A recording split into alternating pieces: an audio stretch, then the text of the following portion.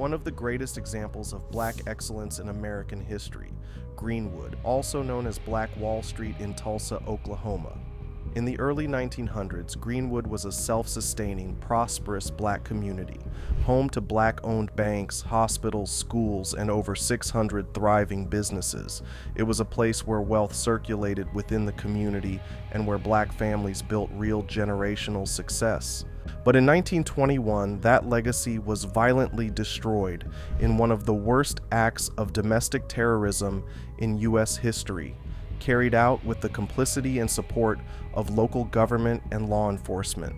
Bombs were dropped from planes, black homes and businesses were looted and burned to the ground, and hundreds were killed, all because we dared to succeed independently. That history is painful, but it also shows what we are capable of when we're unified, strategic, and on code. And today, the opportunity to rebuild that kind of economic powerhouse is still in front of us, but time is running out.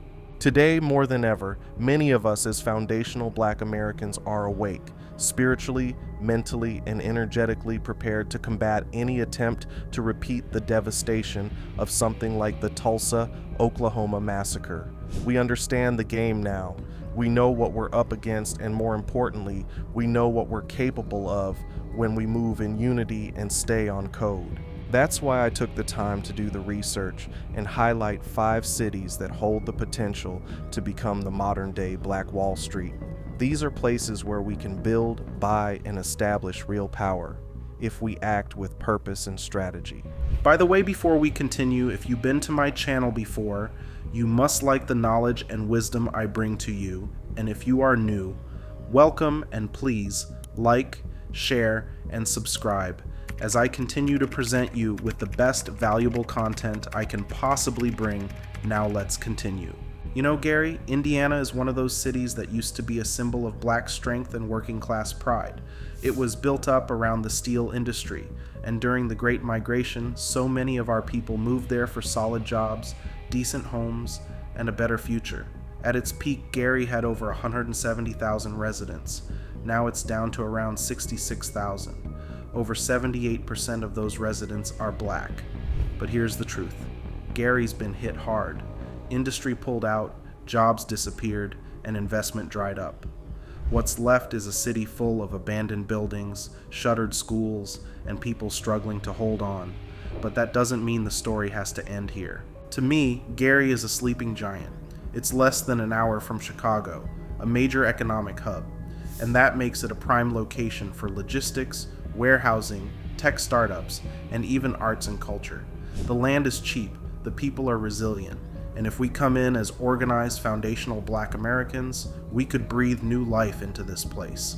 I see the bones of a Black Wall Street 2.0 right there in Gary, but only if we move with intention. Now let's talk about East St. Louis. This city is overwhelmingly black, more than 95%.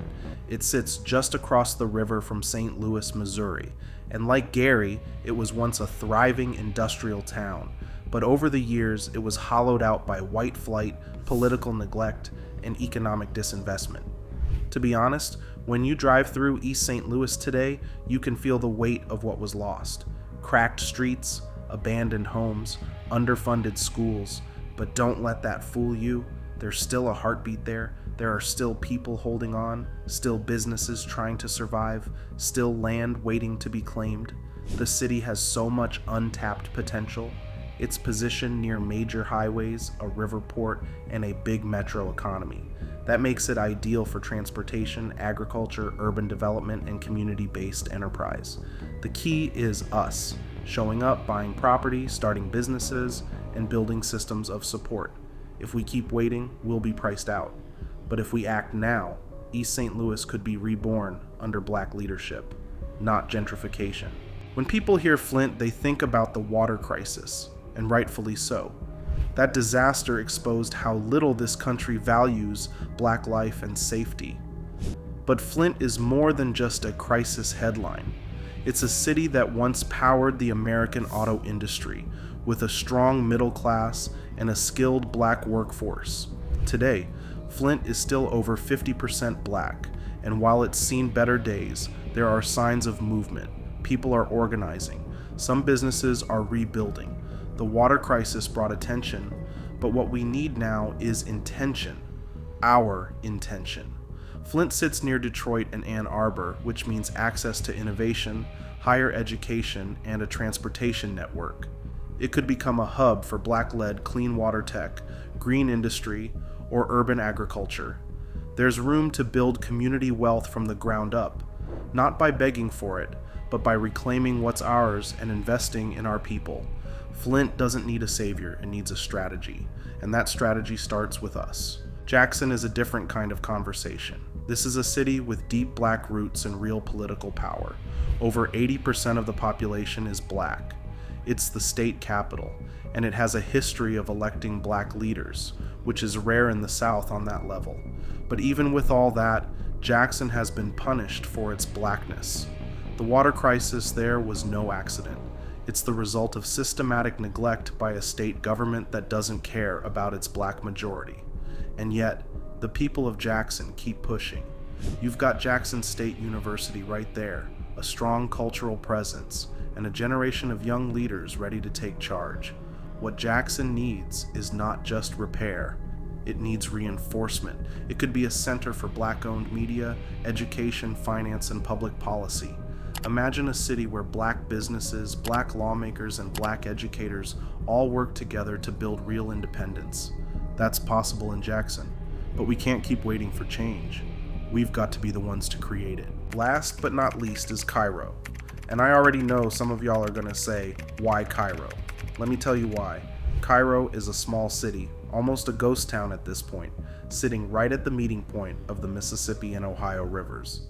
That location alone should have made it a major commercial hub, but racial tension, corruption, and decades of economic sabotage tore it down. Cairo is now mostly vacant, with a population under 2,000. But here's what I see. Opportunity. This is one of the few places in America where we could literally start over. The land is nearly free. The city has infrastructure just sitting there. And if FBA families, investors, farmers, and entrepreneurs came together, we could turn Cairo into a model intentional Black city, something built by us, for us. Of course, it's going to take vision, patience, and resources. But imagine what happens when we stop waiting for a seat at their table, and we build our own table in a city like Cairo. The point of this video isn't just to reflect on the past, like Tulsa's Black Wall Street. It's to look forward at what's still possible. These 5 cities I just broke down, they're not just forgotten, they're full of potential, but the window of opportunity is closing fast. Other groups are already buying up land, opening businesses, and laying foundations for their future. And if we don't move as a unit, spiritually, mentally, and economically, we're going to get pushed out again. But here's what I want you to remember. These are just 5 out of hundreds of possible locations across this country. From small towns to big cities, there are places where foundational Black Americans can build real power, if we recognize the opportunity and act on it. So here's what I need from you. Jump down in the comments and drop the name of a city or town that you think deserves attention. What's being slept on? What places have the potential to become a Black Mecca if we moved in with strategy and purpose? This is bigger than one video. This is the start of a conversation. And who knows, your suggestion might be featured in the next episode. Let's connect, let's build, and let's reclaim what's ours. If this message resonated with you, hit that like button, share it with someone who needs to hear it, and make sure you're subscribed so we can keep growing this movement. I'm Lion Elite, and this is Ascend Black Media. Until next time, stay sharp, stay unified, and stay on code.